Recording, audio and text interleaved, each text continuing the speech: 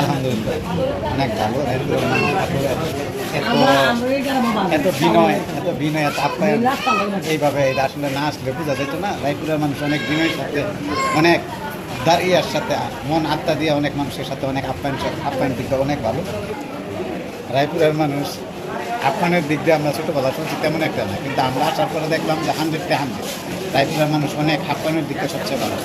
রায়পুরের মানুষ যেমন রাগী তেমন তারা আপ্যায়ন, যার রাগ আছে তার সব আছে। তবে গ্রামীণ পরিবেশ যেটা এটা বৈশিষ্ট্য অত্যন্ত ভালো। আপনারা আসেন, নির্দিষ্ট রায়পুরা দেখার মতন অনেক কিছু আছে। রায়পুরা মেঘনা নদীর মাছ মিটিং আমরা স্টেশনে অপেক্ষা করতেছি। কর্ণফুলী ট্রেন আসবে, আমরা ওইটা এখন ঢাকার সাথে ঢাকার না। আপনারা আসেন, রায়পুরা দেখার মতো জিনিস আছে। রায়পুরে আসছি তো প্রথম মনে হচ্ছিল যে কেমন কেমন একটা ভয় লাগছিল যখন তাদের এলাকায় আসছে। তাদের আপ্যায়নতা, তাদের আন্তরিকতা, তাদের সামাজিকতা, তাদের নীতিগতা, তাদের খাবার দাবার, তাদের নৈতিকতা, তারপরে যে পারিপার্শ্বিক যে আপ্যায়নতা, এগুলো আমাদেরকে মুগ্ধ করেছে। তারপরে খাবার দাবার কথা কি বলবো, আমরা তো বিশেষ করে নরসিংদীর মানুষ অনেক খাই। তো রায়পুরের মানুষ তো নরসিংদীর একটা মানুষ। তো তারা যেমন রাগী, তার চেয়ে বেশি তারা হচ্ছে অনুরাগী। এবং আরেকটা কথা না বললেই নয়, রায়পুরের মানুষের আচার আচরণ, আত্মীয়তা এবং তাদের ভালোবাসা, তাদের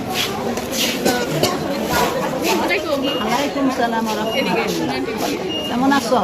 জি আলহামদুলিল্লাহ। আপনি কেমন আছেন? আমি ইনশাল্লাহ ভালো আছি। রায়পুরা থেকে এখন আপনার ফিলিংস কেমন? বেড়াইতে তবে হালকা তো মানে চিন্তিত ছিলাম যে ভয় লাগছে। এতগুলি মানুষ একসাথে যাবো রায়পুরা বলে একটু গন্ডগোল হয়, হানাহানি মারামারি হয়, তাইতাম না। তারপরে এইরকম করে ধরছে নাই চাপারও যায় না, নাই চাপারও যেত না। কিন্তু ওয়াদা দিয়ে ফেলাইছি, ওয়াদা ভঙ্গকারীরা পাল্লা পছন্দ করে না। ওয়াদা রাখতে গেলে যাইতেই হবে। আইসা দেখি তাদের একতা, শৃঙ্খলা, নিয়ম নীতি, আচার আচরণ, নর্মতা, ভদ্রতা খুব ভালো লাগছে। খুব শান্ত, মায়া লাগছে।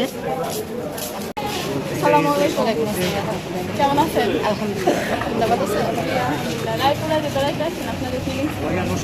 আসলে কি বলবো, প্রথমে বলছি আমার ছোট বোন, বড় বোন, মা, ভাই, সবাই বাচ্চি নিজের সন্তানদেরকে নিয়ে আসছে। তো তারা সবাই খুশি, তাদের আহ্বান দেখে আমি অনেক মুগ্ধ যে আমার পরিচিত লোকে আমাদেরকে দাওয়াত করছে। আমার বাড়িতে আমার মা বোন সবাইকে, আমার পরিবারে মানে আংশিকের সবাই নিয়ে আসছি। তো তারা তাদের ব্যবহার দেখে খুবই মানে এত খুশি হয়েছে যে মনে হয় জমি থেকে আরশ পর্যন্ত যেমন বলে কেউ কিছু কথা বলে যে আরশ পেপে। তো আমরা এত খুশি যে আল্লাহর আরশ পর্যন্ত অনেক খুশি হয়েছে। আর তো আমি আল্লাহর কাছে অনেক কৃতজ্ঞ যে আল্লাহ আমার মেহমানদের নিয়ে আসছে, আমার মা বোনদের সবাই তাদের প্রতি অনেক সন্তুষ্ট, অনেক খুশি। বিশেষ করে রায়পুরে আসছি, আমরা কখনো আখ্যাত দেখিনি। আখ্যাত দেখলাম, তো আখ্যাকের